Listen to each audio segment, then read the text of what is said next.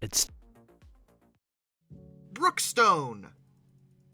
What the heck is a Brookstone? Well, you may have seen them back in their heyday, especially if you went to basically any mall in America. Brookstone was that weird place. No, not that one. The other weird place. The place that you went in and... What is that? What is that? What is this? What's this thing? What's that thing? Is that a massage chair? Brookstone was a weird kind of retail outlet that specialized only in basically stuff that no one else was selling. RC helicopters, drones, a lot of alarm clocks, smartwatches, massage chairs, speakers, as well as more mainstream consumer electronics, but most of their draw was that they were selling stuff that you couldn't find anywhere else. And it was a really good model for bringing people into the store, especially in a mall setup. A mall, in case some of you kids don't remember those because most of them are dying horribly, is effectively a large building with a collection of different retail outlets. Multiple different stores inhabit this magical place we used to call a mall, and Brookstone just happened to be one of them. Brookstone stood out because of their weird niche product strategy. You could go in there and be guaranteed to find something you had never seen before or even knew existed. For a time, they considered themselves the place where people go when you don't know what you want. It was a bold strategy, but it did date back to the very beginning of the entire company. Brookstone was founded all the way back in 1965 for just $500 by a man named Pierre de Beaumont and his wife Mary. The couple had started the company as a mail order business. They didn't actually have a physical store at the time, and they simply named it after their farm because, well, that's where they operated. They did the whole business in their farmhouse. See, Pierre himself was a mechanical engineer, and he was known to be a tinkerer. He would mess around with all sorts of devices and create weird stuff just because he could.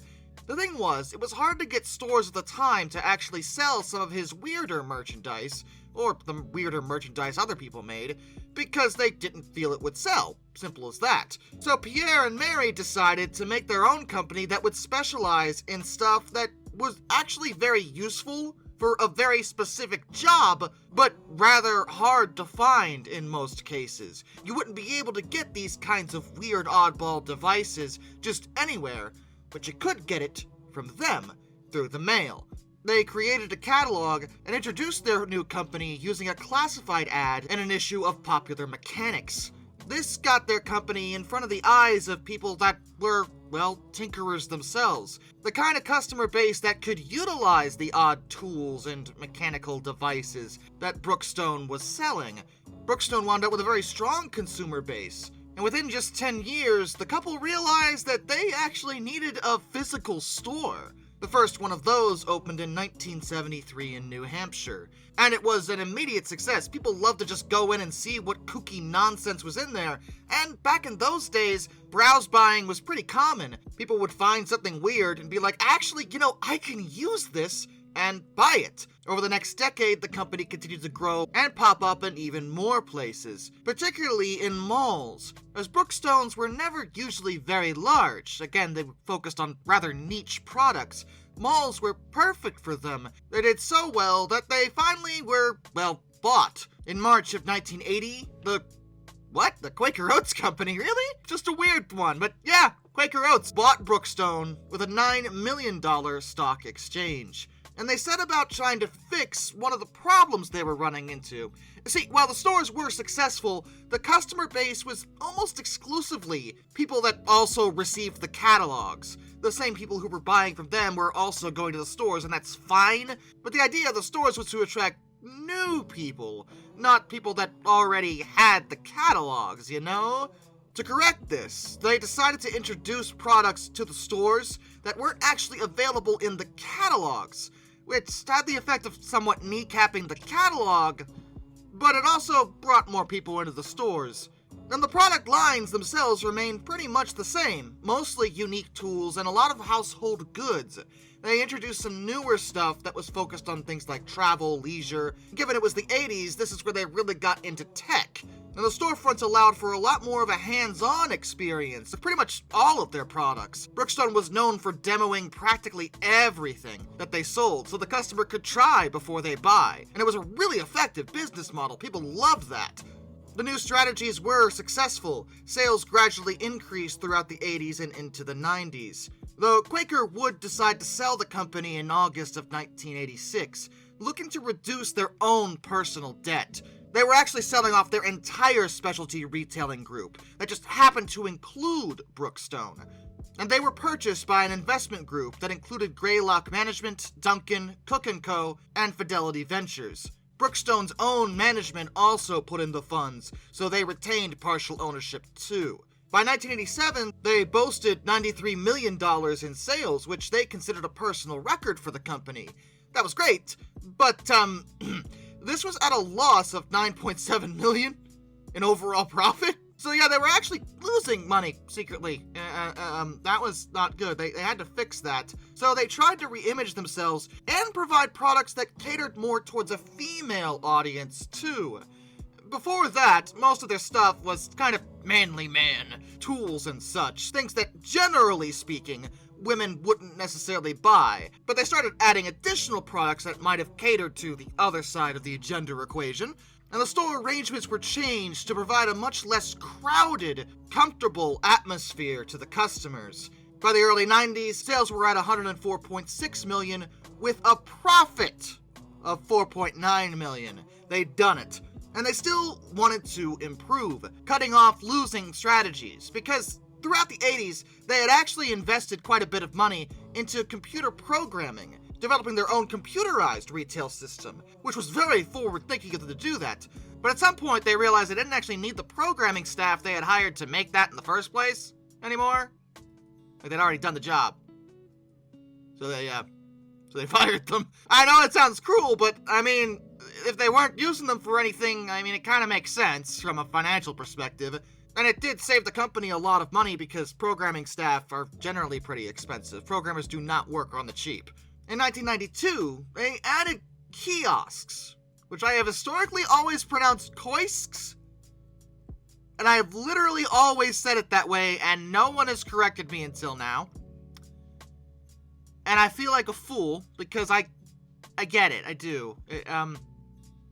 Look, let's just press on. Kiosks throughout the malls that they were located in.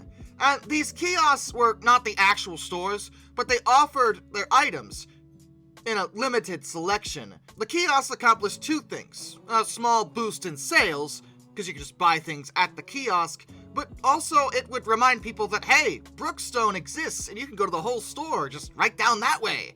It was a successful model, and they got a boost in sales from that as well. With their growth, they realized they had to work on their whole supply chain issue.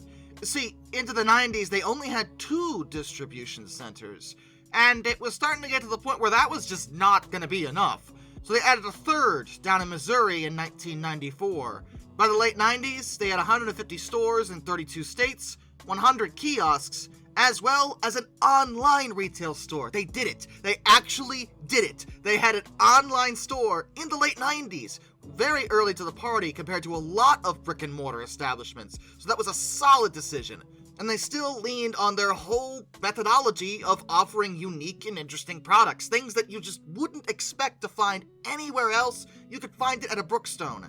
And they became a multi-million-dollar company doing this. But they did start moving away from selling tools, as those weren't interesting to casual buyers, but the electronics were, and they leaned heavily into those. But into the 2000s, things started to change. And it was partially not their fault at all, it was the changing landscape, as well as economic issues. To begin with, malls in general were on the decline as more people were online shopping. And while Brookstone did have their online store, and that was great, it meant that their brick-and-mortar shops were starting to suffer. But more intrinsically, due to the Great Recession, people were buying from Brookstone a lot less, because remember, they had a lot of niche products, a lot of things that other people didn't have, which is good, but a lot of those niche products weren't like needs, they were wants. Whereas other stores, big box chains for example, had a lot of different stuff, and a lot of that stuff you actually, needed. For example, food.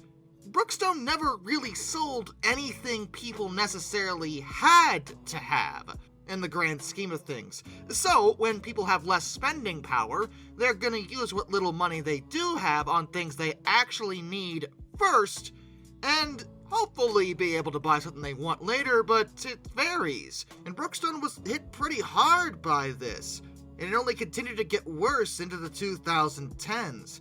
Even people that came into a Brookstone to look around generally looked around. And nothing else. They didn't actually buy anything. They loved seeing all the cool, wacky gadgets and say, oh, that's neat, oh, that's wonderful, oh, that's cute. But they didn't actually buy anything. And they began losing money at a fairly rapid pace. By January of 2014, Brookstone missed an interest payment to some of their bondholders, and they began seeking other investment groups like Hilco Global and Tiger Capital Group. And on March 26 that same year, it was reported that another mall retailer, Spencer Spirit Holdings, yes, the parent company of Spencer Gifts, was looking to acquire Brookstone out of bankruptcy. On April 3rd, as everyone kind of saw coming, Brookstone filed for bankruptcy. Chapter 11, Protections. But Spencer Spirit Holdings never got a hold of Brookstone like they wanted. Instead, in June of 2014, Brookstone was purchased by two Chinese companies, an investment firm known as Sailing Capital and a conglomerate known as San Power.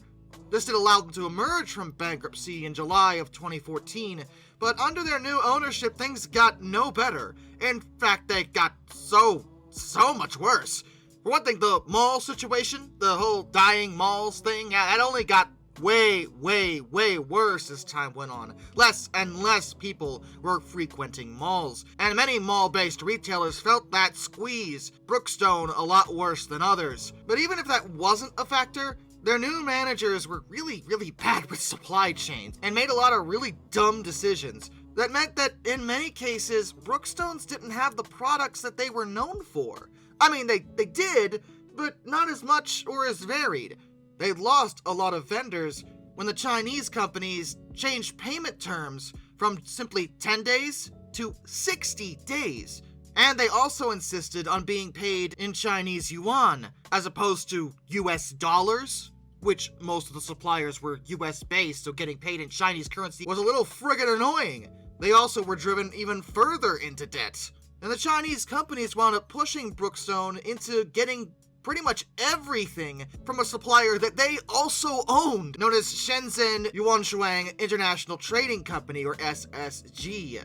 SSG was controlled by the San Power Group, which also owned Brookstone. So I think the idea here was to force Brookstone to buy only from another company that they also owned. But when they were reduced to simply SSG, that was right before one of their major holiday seasons. The termination of their other major contract with Asia Combined Company left them with about $20 million in orders that they wouldn't be filling anymore. All this contractual fumbling from the idiots above them meant that Brookstone was basically caught in the middle, and they had to enter bankruptcy again in August of 2018. They had just exited from it 4 years prior, and now they were back into bankruptcy. Wonderful, wonderful. So, did they exit from that?